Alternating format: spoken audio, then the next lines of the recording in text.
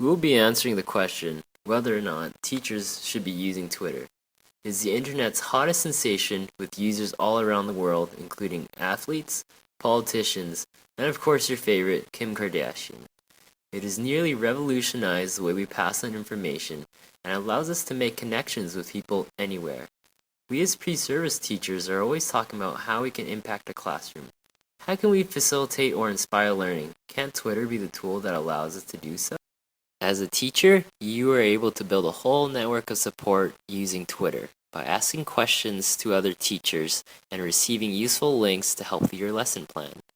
When you use it with your class, it makes the students feel you're going that extra mile, helping them outside of school hours. You can also make learning more interesting by quickly sharing educational videos, pictures, or websites. In a study done by Lord, it was found that a majority of teachers felt that Twitter usage was a positive experience and allowed them to get to know their students a lot better.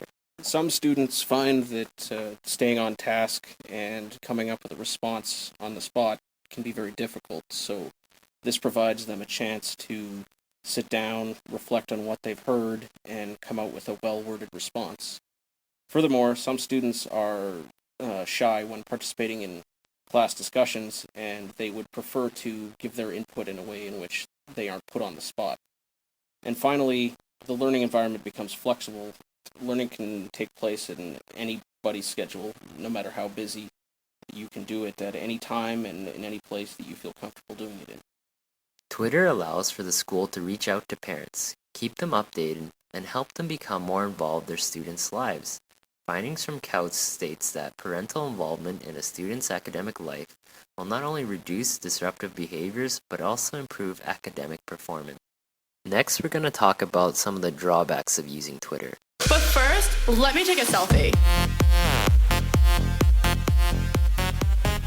Twitter at the end is a social network used to express your personal interests. Teachers must be careful not to post inappropriate selfies and express offensive opinions when using Twitter outside of an educational context. Phones are typically used by everybody for accessing both social media and for texting.